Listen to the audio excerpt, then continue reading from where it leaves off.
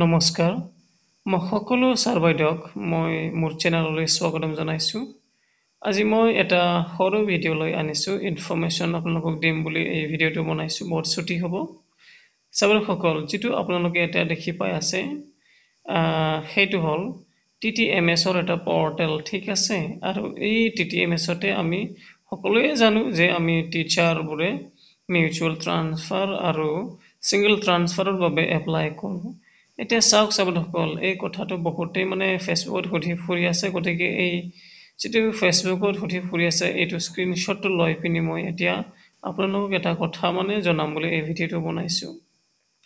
এইটো চাওক ছাৰ বাইদেউসকল, এতিয়া ইয়াত দেখুৱাইছে নহয়, আপোনালোকে যেতিয়া নতুনকৈ TTMSত হেৰি কৰে, একাউণ্ট খোলে আৰু এটা খোলাৰ পিছত যেতিয়া আপোনালোকৰ কমপ্লিটলি ছাবমিট হয় এপ্লিকেশ্যনটো, ঠিক আছে, একাউণ্ট ক্ৰিয়েট কৰাৰ পিছত তেতিয়া ছাবমিশ্যনৰ পিছত এনেকুৱা আহে, ইয়াত আপোনালোকৰ প্ৰফাইল 0% কমপ্লিটেড বুলি দেখুৱায় আৰু লগতে ইয়াত মোবাইল নম্বৰৰ অপশ্যন থাকে, আধাৰ নম্বৰ অপশ্যন থাকে, ইমেইল লোকেশ্যন, কিন্তু ইয়াত একো নোলায়, ঠিক আছে। তললৈ আৰু যদি চাই ৰেজিষ্ট্ৰেশ্যন ডেট, ইউডাইছ কোড আৰু স্কুল নেম, ডেজিগনেশ্যন এইবোৰত একো নাহে। কথাটো এইটো যে এইটো এনেকুৱা কিয় দেখুৱাইছে, এইটো যদি জানিবলৈ ইচ্ছা কৰে মই এইটোকে ক'ব বিচাৰোঁ যে আপোনালোকৰ যিহেতু এতিয়া নতুনকৈহে একাউণ্ট ক্ৰিয়েট কৰিছে, সেইকাৰণে আপোনালোকৰ যিটো ডিটেইলছ ইয়াত একো ওলোৱা নাই। যেতিয়া সেই ডিটেইলছটো এপ্ৰুভ কৰা হ'ব, ঠিক আছে, আপোনালোকে যিহেতু একাউণ্ট ক্ৰিয়েট কৰিলে TTMSত, নহয় জানো। এটা একাউণ্ট ক্ৰিয়েট কৰাৰ পিছত আপোনালোকৰ যিটো ডিটেইলছ দিলে এই ডিটেইলছটো ব্লক MIC বা ডিষ্ট্ৰিক্টৰ MIC, ঠিক আছে, তেওঁলোকে এপ্ৰুভ কৰিব লাগে।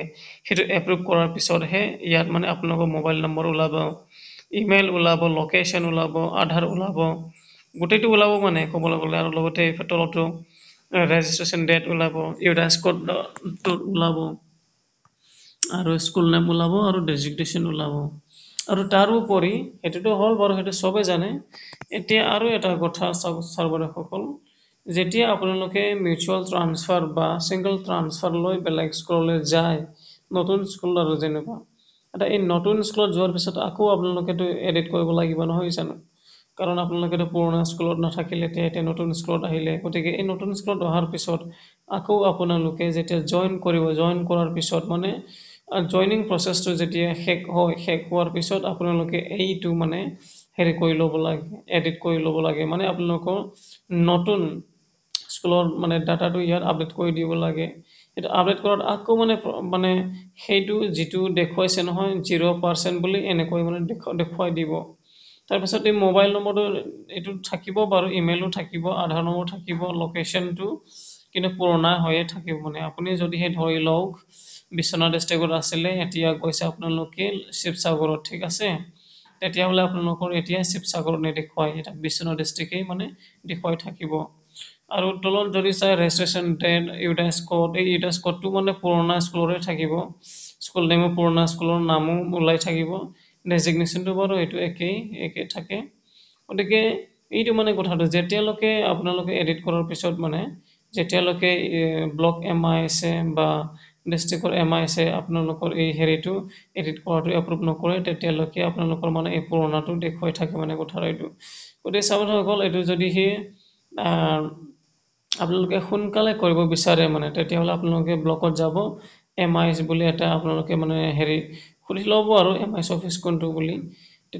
যেতিয়া আপোনালোকে সোমাব MICত, তেতিয়াহ'লে তাৰপিছত আৰু আপোনালোকে ক'ব আৰু ৰিকুৱেষ্ট কৰিব যে মই এনেকুৱা তেনেকুৱা কৰিছিলোঁ, এডিট কৰিছিলোঁ, গতিকে এডিট কৰাটো এতিয়ালৈকে এপ্ৰুভ হোৱা নাই, আপোনালোকে কাইণ্ডলি এপ্লাই কৰি দিবচোন বুলি ক'ব, ৰিকুৱেষ্ট কৰিব এটা, তেওঁলোকে কৰি দিব।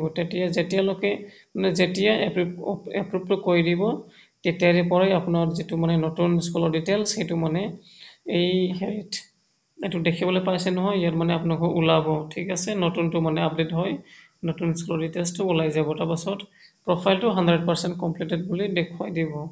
গতিকে চাবলৈ গ'ল, এইটোকে আপোনালোকক জনাম বুলি ভিডিঅ'টো বনালোঁ। ধন্যবাদ।